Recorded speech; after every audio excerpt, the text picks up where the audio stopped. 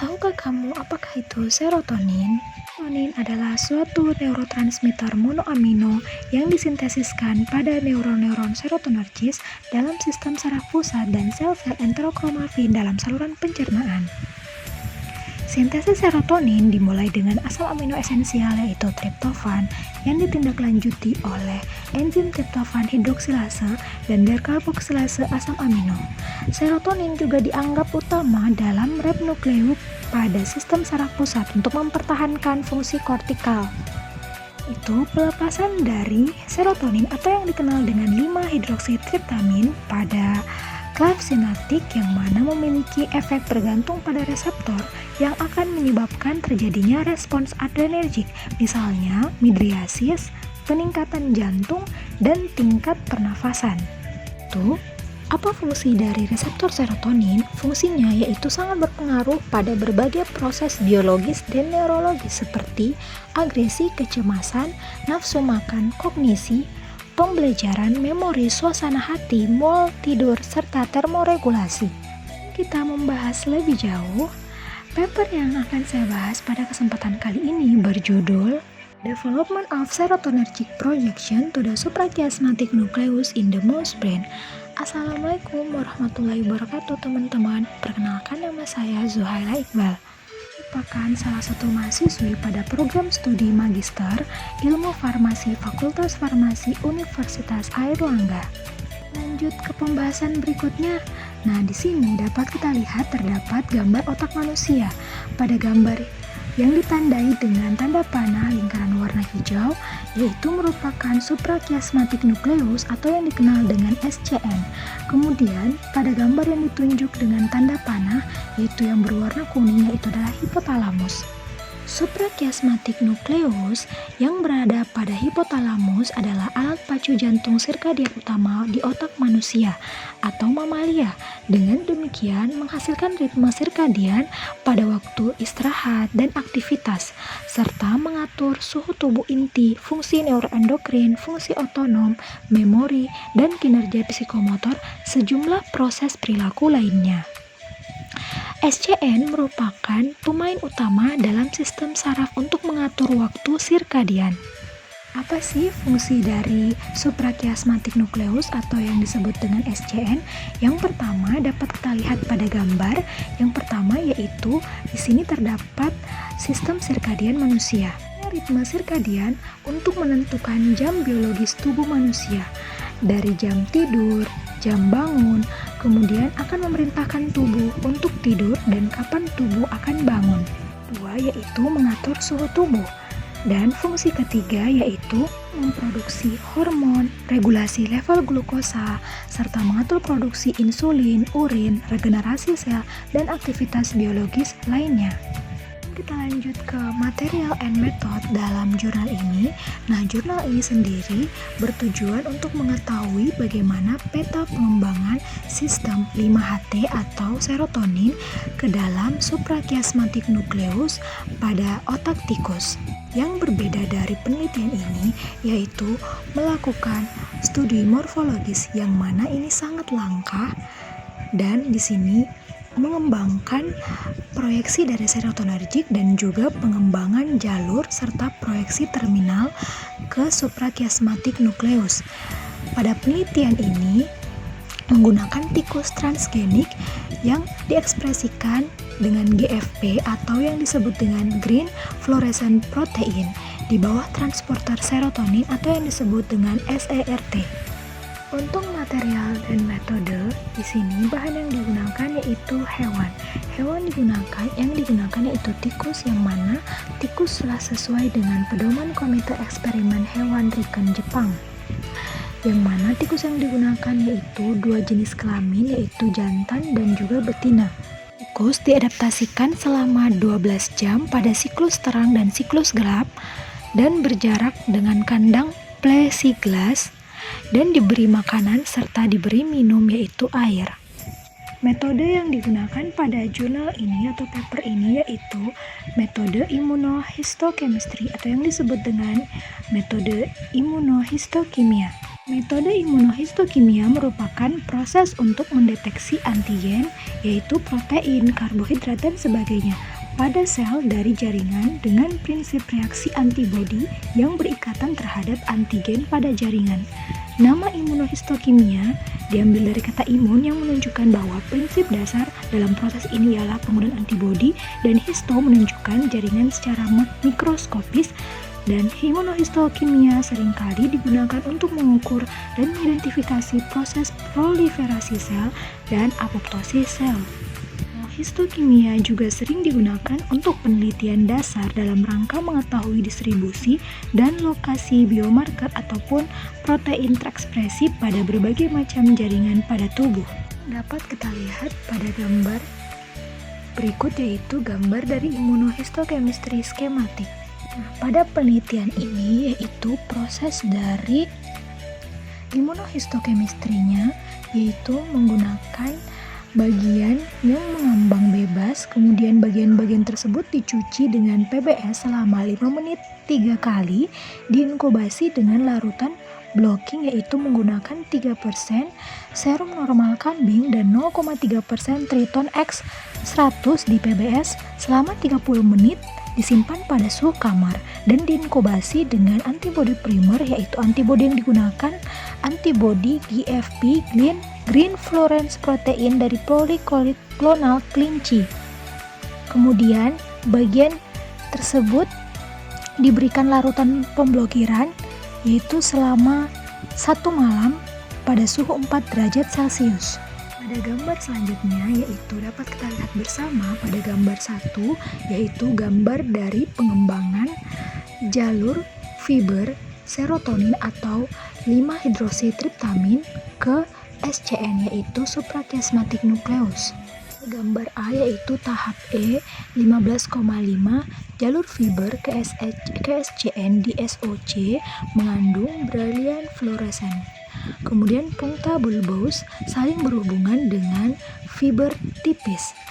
Kemudian pada gambar B yaitu tahap E 17,5 jalur fiber di SOC merupakan tanda baca dari fluoresen yang kecil. Kemudian sangat padat, mempunyai kelompok yang sangat padat, dapat ditunjukkan pada gambar B. Nah, segmen dari jalur fiber juga saling berhubungan antara puncta, tidak ada yang saling berhubungan. Kemudian pada gambar C yaitu pada tahap PO, jalur fiber dalam fiber SOC tampak halus. Kemudian puncta memiliki morfologi berbentuk titik kecil. Pada gambar D yaitu tahap P7, jalur fiber di SOC memiliki struktur filamen yang tipis. Pada gambar E yaitu tahap P14, jalur fibernya halus, filamen, dan berdiameter lebih besar. Kemudian puncta berbentuk titik hilang. Pada gambar terakhir yaitu gambar F, yaitu tahap P11, yaitu morfologi yang mirip dengan otak P14. Ada pada otak dewasa selama 11 minggu. SOC yaitu supraopticomeasure, dan E adalah embryonic, kemudian P adalah postnatal, week adalah tandai dengan minggu. Kemudian perbesaran skalanya yaitu 100 μm. Pada gambar kedua dapat kita lihat yaitu gambar kedua itu merupakan pengembangan morfologi dari jalur fiber.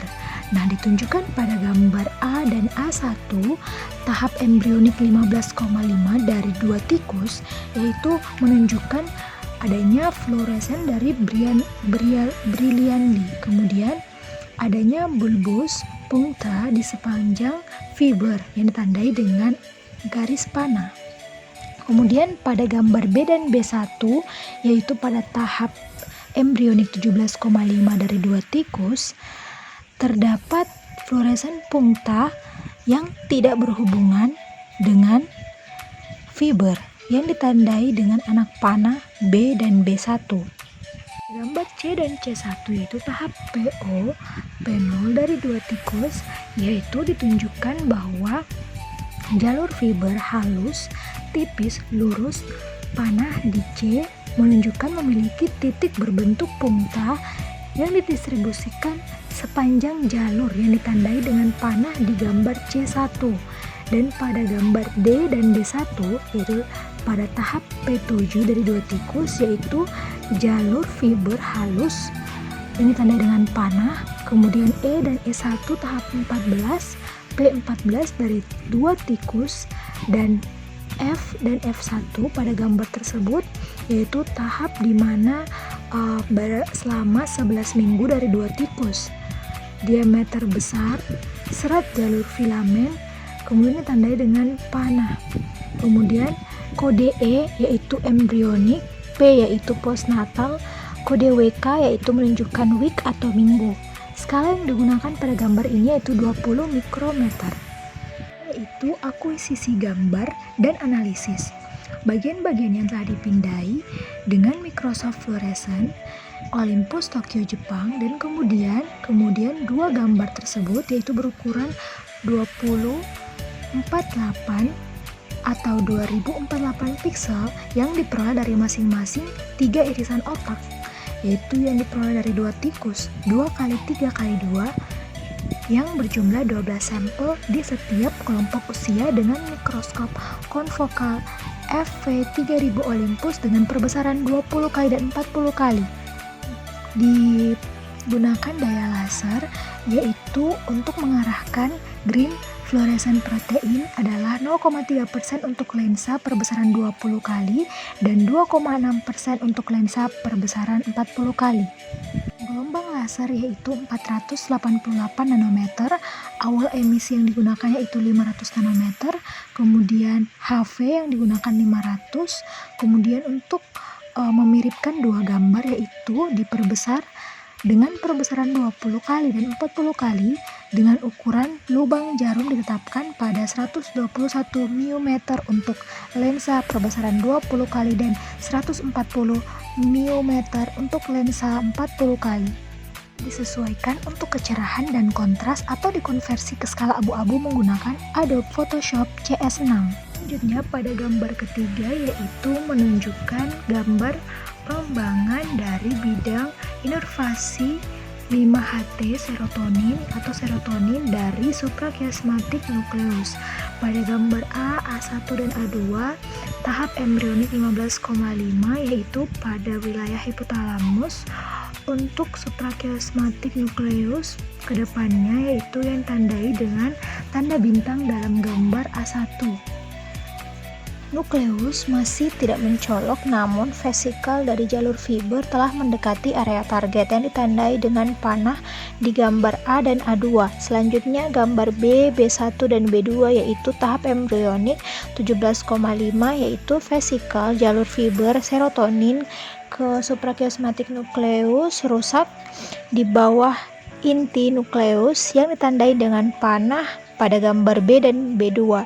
Tetapi suprachiasmatic nukleus tersebut tidak diberi label atau tanpa label pada gambar B. Untuk gambar C, C1 dan C2 yaitu tahap P0, serat dari atau fiber dari serotonin terletak pada ventral ke suprachiasmatic nukleus yang ditandai dengan panah di gambar C dan C2 dan baru saja mulai meningkat pada area ventromedial dari SCN. Kemudian sisa dari nukleus masih tanpa fiber pada area SCN di gambar C dan gambar D, D1 dan D2 yaitu tahap P7 terjadi arborisasi aksonal pada SCN ventromedial semakin meningkat yaitu ditandai dengan panah dalam gambar D dan D2.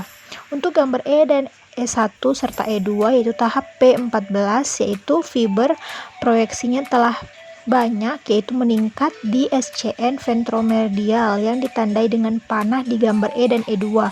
Daerah dorsolateral sebagian besar tetap tidak terhubung atau tidak terinkrasi. F1, F dan F2 yaitu polanya mirip dengan tahap P14 dipertahankan pada otak dewasa usia 11 minggu. Kemudian SCN ventromedial yang sangat dalam yaitu ditandai dengan panah di F dan F2. Kemudian serotonin transporter atau EGFP memberi label gambar dalam gambar yang bernoda A, B, C, D, E, dan F. Kemudian dalam gambar bernoda A1, B1, C1, D1, E1, dan F1, DAPI atau diamidinophenylindol yang dikenal dengan DAPI, gabungan dari pelabelan serotonin transporter EGFP dan noda DAPI atau diamidinophenylindol, yaitu dipotong untuk menunjukkan area ventromedial pada suprachiasmatic nucleus di gambar A2, B2, C2, D2, E2, dan F2. Inti suprachiasmatic yaitu yang ditanda dengan kode SCN, kemudian E adalah embryonik, kode P yaitu postnatal, kode WK yaitu week atau minggu, dengan perbesaran skala 100 mikrometer. Selanjutnya yaitu gambar 4, yaitu menunjukkan morfologi fiber yang diproyeksikan ke dalam suprachiasmatic nucleus ventromedial pada otak dewasa. Yang diproyeksikan atau fiber yang diproyeksikan ke dalam SCN ventromedial otak dewasa menunjukkan ujung terminal besar yang dikenal sebagai bowtone synaptic yang tanda dengan panah, yang menunjukkan bahwa serat yang diproyeksikan ke dalam inti adalah fiber terminal, yang mana pada perbesaran skala 10 mikrometer. Selanjutnya, discussion dari paper ini yaitu sistem serotonergik adalah salah satu sistem neuronal otak yang terorganisir secara luas. Meskipun pengembangan dari sistem serotonin pertama kali telah dijelaskan sejak lama, namun berbeda dari penelitian sebelumnya, yaitu penelitian ini menggunakan tikus transgenik rekayasa genetika yang mengekspresikan GFP atau Green Fluorescent Protein dalam transporter serotonin atau 5-HT untuk mengatasi keterbatasan studi sebelumnya dengan menggunakan model tikus ini. Kemudian didapatkan pengembangan jalur fiber 5-HT ke SCN serta bidang proyeksinya yang tadi seperti yang dijelaskan pada gambar hasil. Dari studi transkripsi yang menunjukkan bahwa gen pada jalur 5-HT secara postnatal mengatur pematangan fiber, perubahan perkembangan serupa dari titik yang dibentuk menjadi morfologi halus juga telah ditemukan terjadi di serat inervasi terminal secara postnatal. Dan pada fluoresensi GFP terjadi pembesaran bulat yang diamati dalam jalur fiber tahap janin agaknya kerucut pertumbuhan dari akson serotonin. Kemudian dari tikus tersebut menunjukkan bahwa inervasi serotonin dan serotonergik ke SCN terlibat dalam sistem sirkadian. Pada studi in vivo, kurangnya serotonin otak menyebabkan pengurangan mencolok terhadap inervasi serotonergik ke SCN dan lesi 5-HT terhadap pergeseran fase pelemahan SCN atau rangsangan farmakologis dan fisik yang diinduksi dengan besar gen pada SCN. Penelitian ini menunjukkan bahwa inervasi dapat dicapai selama 2 minggu postnatal. Inervasi neuronal serotonin yang tepat di SCN yaitu terjadi selama 2 minggu postnatal yang terkait dengan perkembangan fisiologi SCN. Selanjutnya, kesimpulan yaitu conclusion dari paper ini secara keseluruhan data penelitian ini menjelaskan peta pengembangan sistem serotonin pada suprachiasmatic nucleus. Jalur fiber yang matang dari morfologi janin punctate bulat untuk serat halus dan terdapat filamen memperoleh morfologi akhir selama postnatal yaitu 1 minggu.